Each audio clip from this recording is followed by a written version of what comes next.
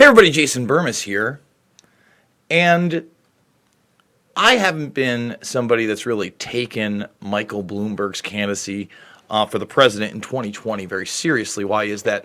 Well, I really think he's a distraction candidate.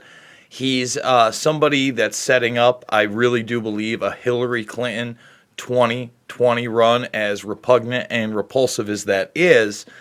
And now he said something that is so asinine, filled with such brutal jackassery, that we're going to break it down here bit by bit, because what happened was, I'm on the Twitter, and I see this short clip of Bloomberg doing what I expected Bloomberg and others to do, and that was downplay the fact that citizens saved 242 lives in that church by what?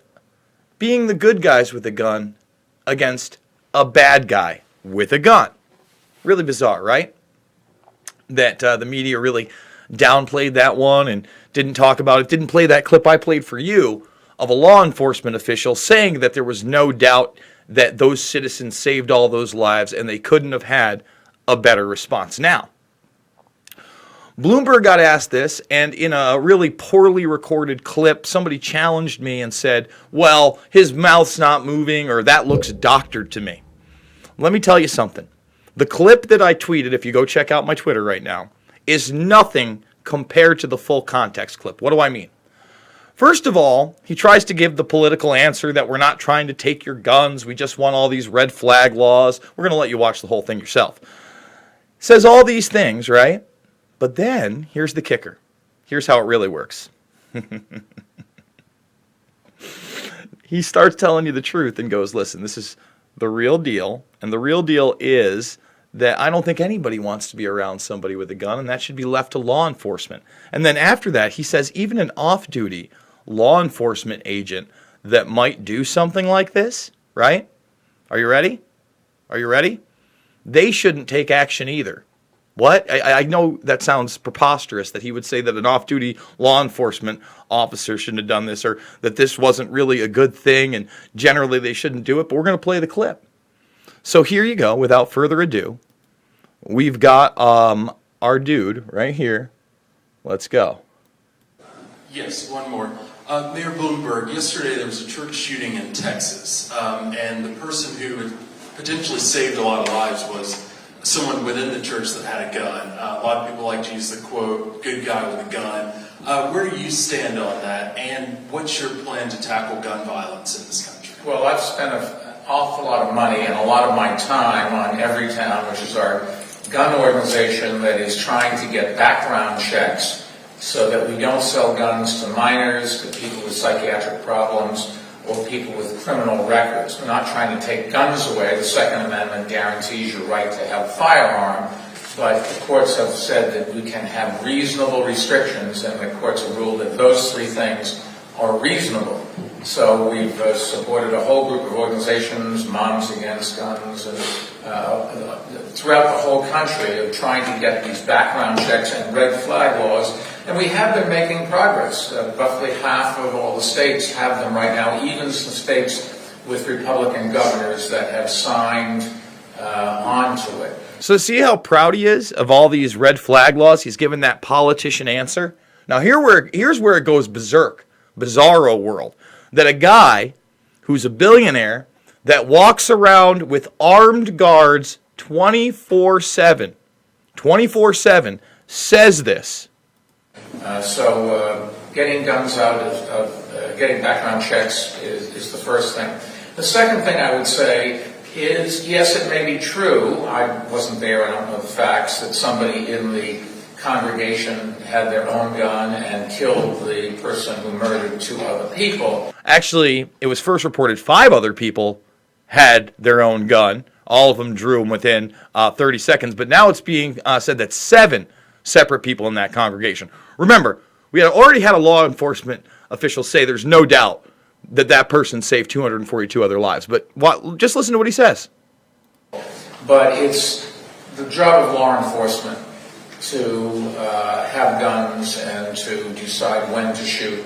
You just do not want the average citizen carrying a gun in a crowded place the likelihood of them, even if they're a police officer in a crowded place, of hitting the wrong person is high, and particularly if they're not police officers that are trained and with recurrent training as well to make sure that they know what to do and when.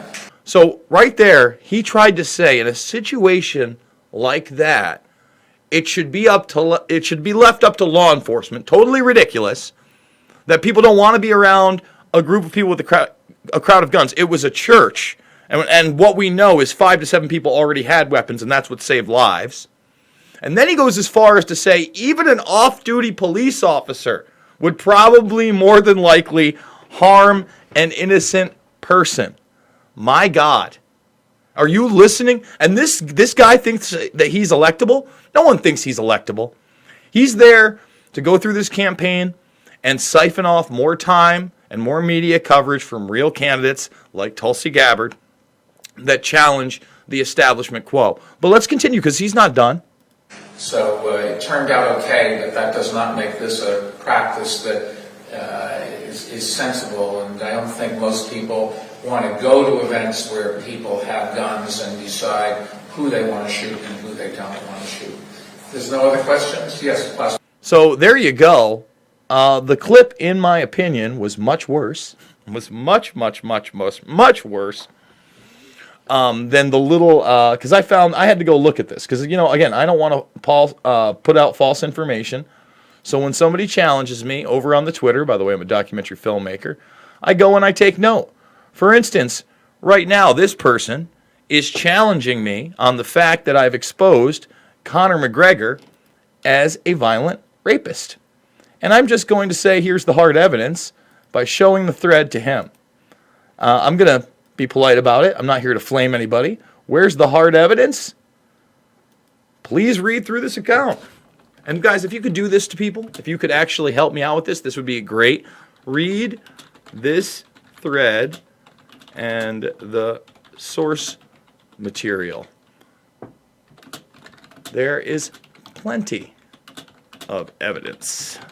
We do it live here, folks, and there it is right there. We'll see where it goes. I haven't gotten a lot of responses because I've had honest people, not trolls, question me because they haven't heard about this. And once again, the reason I do this is because I'm challenging the power structure on every level. This guy behind me is a privileged billionaire. He just tried to downplay that citizens stopped the massacre of others by being armed. Not only did he downplay that, but he promoted red flag laws. Okay, first of all, when we want to talk about when this is happening, most of these people do have quote-unquote red flags, but it's also that they're on medication, dangerous medications. Most of these mass shooters, that's what they're taking.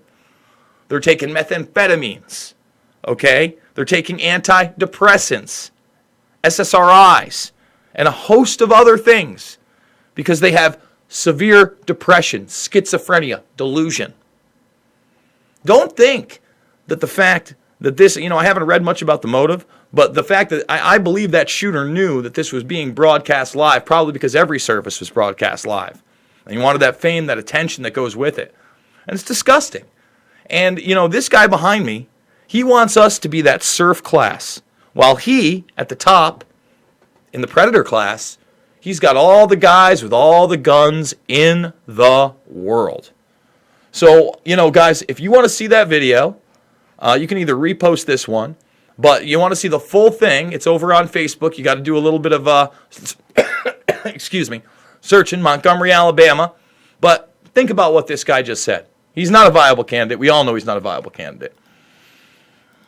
I'm a documentary filmmaker. Thumbs this video up, sub, share, join the Burmese Brigade. We're trying to grow, but it's been a slow December, and I hope not to be a slow January, because we're trying to produce real content with real issues on every side of the political spectrum. And that's why I'm a documentary filmmaker. If you have not seen my films, I'm not selling them to you. They're here in the playlist section. Loose Change Final Cut, Fabled Enemies, Invisible Empire, A New World Order to Find, and Shade the Motion Picture. If you want to financially support me, this is how I do it. No Patreon, no Subscribe Star. We just started this one up yesterday for the new year. We'd love to hit $5,000 this month, especially going into 2020 forcefully. And if you can't financially support me, please consider, I'm going to put this right now in the live chat. Go retweet this. Go send this thread to friends. Tell people to take 15 minutes and just look at the base information. Because there's no reason that we should allow Disney, WME Entertainment, ESPN, the UFC, and all the little sub-minions to make hundreds of millions of dollars on the back of a violent rapist. I won't stand for it, and neither should you. You know, let's have some integrity out there. Let's get a little Randy Marsh without having to kill Winnie the Pooh. You know what I'm saying? A little integrity, America. I love you guys. We'll be back with more, and I'll see you on the flip side.